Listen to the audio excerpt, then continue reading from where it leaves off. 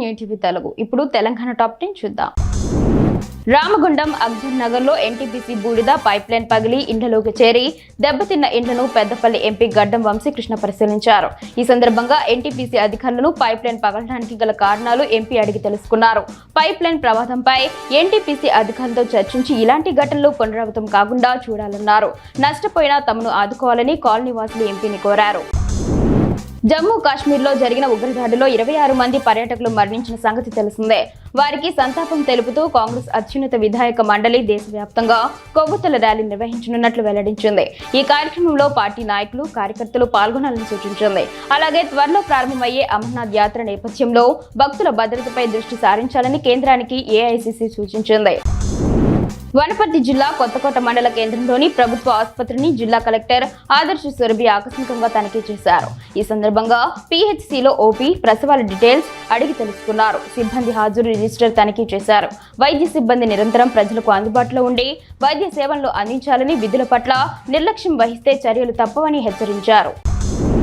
పహల్గాంలో హిందూ యాత్రికులపై దాడి చేసి చంపిన ఉగ్రవాదులను ఉరితీయాలని నాగర్ కర్నూలు జిల్లాలో నాగర్ కర్నూలు, బిజినేపల్లి, మహదేవునిపేట, వట్టెం, తెలకపల్లి, తాడూరు, తిమ్మాజీపేటల్లో యువకులు హిందూ సంఘాల ఆధ్వర్యంలో కొవ్వొత్తుల ప్రదర్శన చేశారు. మృతి చెందిన వారికి నివాళులర్పిస్తూ వారి ఆత్మలకు శాంతి చేకూరాలని, అలాగే ఈ ఉగ్రదాడి చేసిన వారిని వెంటనే ఉరితీయాలని డిమాండ్ చేశారు. ధరణిలో పెండింగ్ లో ఉన్న సమస్యలు పరిష్కరించడం, రైతుల భూములకు రక్షణగా ఉండేందుకు భూభారతి చట్టం తీసుకువచ్చామని మంత్రి పొన్నం ప్రభాకర్ తెలిపారు. హుస్నాబాద్ మండలం పోతారంలో అక్కన్నపేట రైతు వేదికలో నిర్వహించిన భూభారతి చట్టంపై అవగాహన సదస్సులో ఆయన మాట్లాడుతూ తెలంగాణ రాష్ట్రం ఏర్పడిన తర్వాత రెవెన్యూ వ్యవస్థ మారిపోయిందన్నారు. ఎన్నికల్లో ప్రజల వద్దకు వెళ్లినప్పుడు ధరణిలో భూ సమస్యలు తమ దృష్టికి వచ్చాయన్నారు. జమ్మూ కాశ్మీర్ పహల్గంలో జరిగిన ఉగ్రదాడిలో ప్రాణాలు కోల్పోయిన వారి ఆత్మకు శాంతి చేకూరాలని, వారి కుటుంబాలకు ప్రగాఢ సానుభూతిని తెలియజేస్తూ ఖానాపూర్లో గుడ్ మార్కింగ్ గ్రూప్ ఆధ్వర్యంలో 5K రన్ నిర్వహించారు. ఉగ్రవాదులకు వ్యతిరేకంగా నినాదాలు చేశారు. ఈ సందర్భంగా పలువురు మాట్లాడుతూ ఉగ్ర కలాపాలను పూర్తిగా నిర్మూలించేందుకు కేంద్ర ప్రభుత్వం కఠిన చర్యలు తీసుకోవాలని కోరారు. కొమరంభీం ఆసిఫాబాద్ జిల్లా కేంద్రంలోని ఓ కిరాణా దుకాణంలో ఫుడ్ సేఫ్టీ అధికారులు తనిఖీలు చేపట్టారు. ఆసిఫాబాద్ లోని పలు దుకాణాలకు తనిఖీల కోసం వచ్చిన ఫుడ్ ఇన్స్పెక్టర్ తమ స్థానిక ఫుడ్ సేఫ్టీ సిబ్బందికి సమాచారం ఇవ్వలేదని ఫుడ్ ఇన్స్పెక్టర్ పై సిబ్బంది వాగ్వాదానికి దిగారు. కిరాణా దుకాణం వద్దనే ఇద్దరి మధ్య జరిగిన వాగ్వాదం పెద్ద గొడవగా మారింది. ప్రజలు ఆశ్చర్యంగా వారి గొడవను తిలకించారు.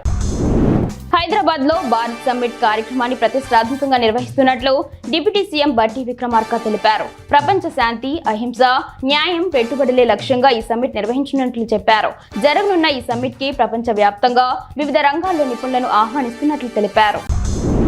విశ్వ హిందూ పరిషత్ ఆధ్వర్యంలో కమ్మర్పల్లిలో జమ్మూ కాశ్మీర్లోని పహల్గంలో ఉగ్రవాద దాడికి వ్యతిరేకంగా మానవహారం రాస్తా రోకో నిర్వహించారు. పాకిస్తాన్ ఉగ్రవాదుల దిష్టి బొమ్మ దహనం చేశారు.